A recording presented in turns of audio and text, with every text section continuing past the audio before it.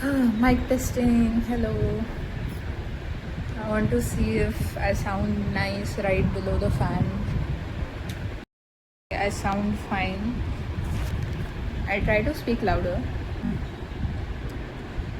Uh, my eyes are like this because I have been crying almost all night, and like I cried myself to sleep. That's why I look like this, as if bees stung my eyes. I tried to fix it with kajal and mascara, but that didn't work. Like I'm fooling nobody. So why was I crying? Because I have realized therapy is important, and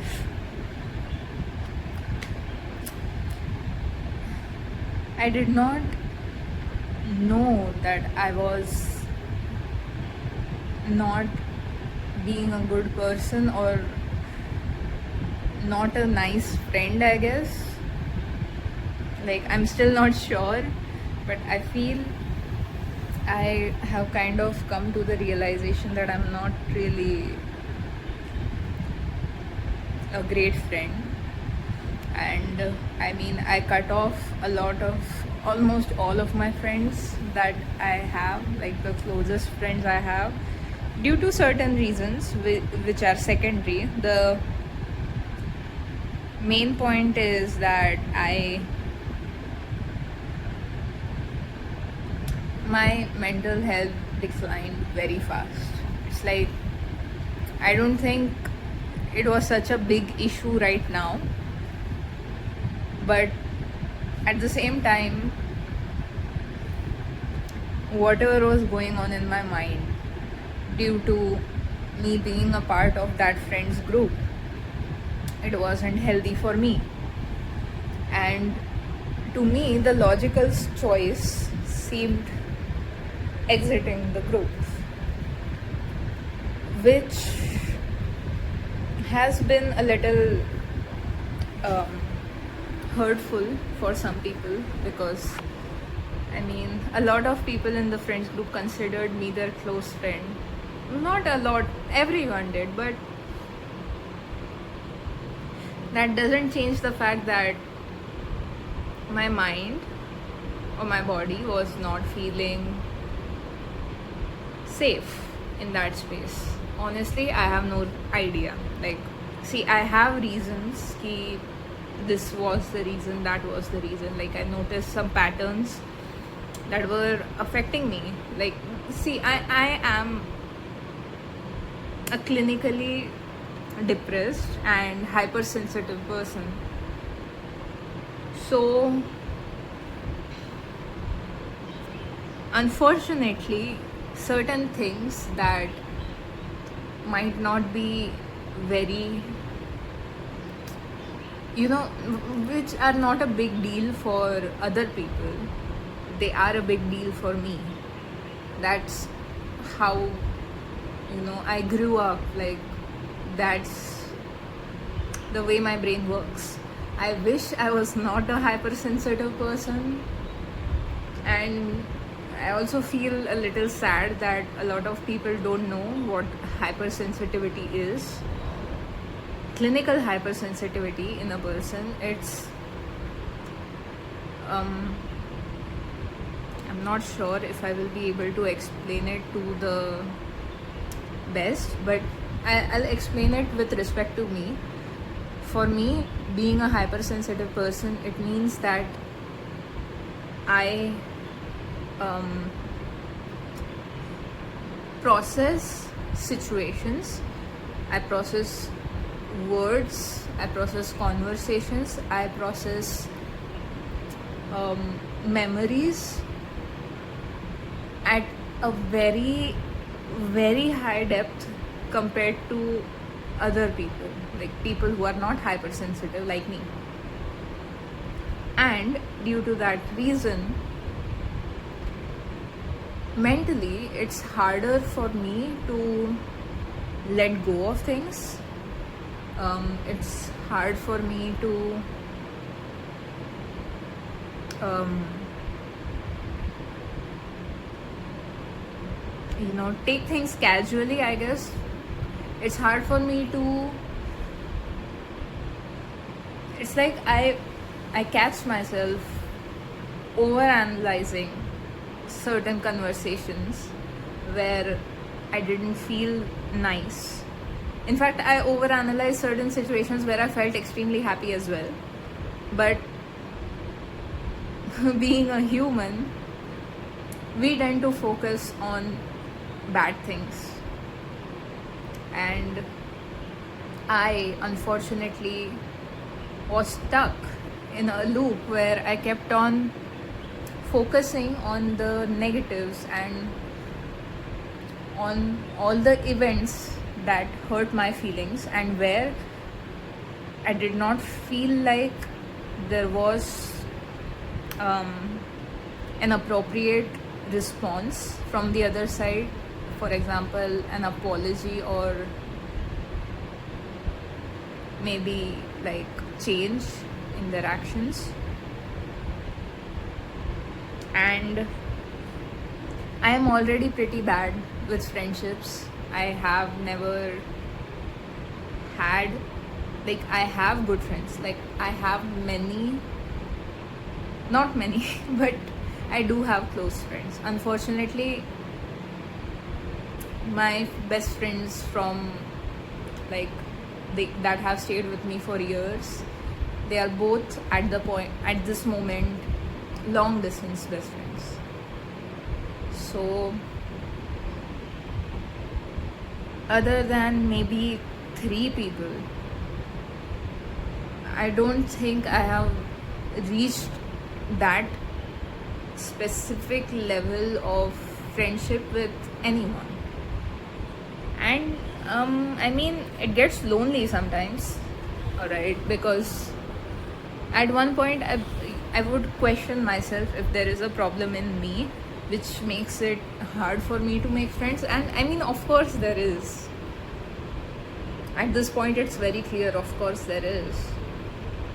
And that's why I think therapy is important, because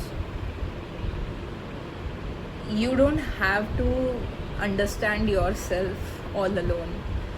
Because being very self-aware, like, it has its own pros, it has its own positives, but it has a lot of negatives. If you are not self-aware in a proper way, you might end up becoming stuck in this vicious cycle of psychoanalyzing yourself and being hard on yourself for all the mistakes you make.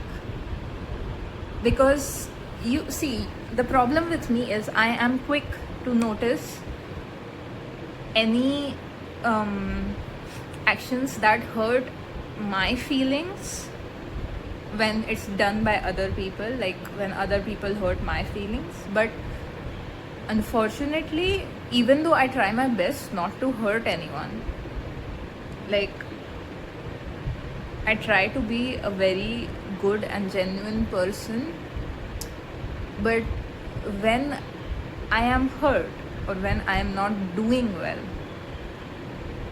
I take certain actions unconsciously which hurt the people who are close to me. And I might not realize that I'm being that hurtful, but it still hurts the other person. And that is what I have realized yesterday. Like, I have realized that I have hurt a hell lot of people in my pursuit of protecting my own mental health. And one might argue that it is always better to choose your mental health over other people, but that is not the kind of person I am or I wish to be. Like, of course, my mental health is important. And honestly, maybe me,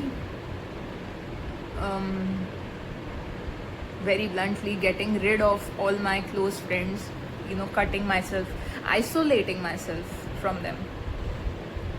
My friends, I think they interpreted my action as cutting them off. On my end, it was more like isolating myself from them, because I knew that my mental health is declining, and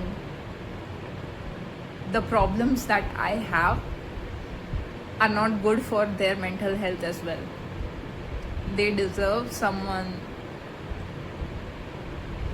like, they deserve a friend that is compatible with them. Very bluntly, I deserve a friend that is compatible with me. So I isolated myself from them so that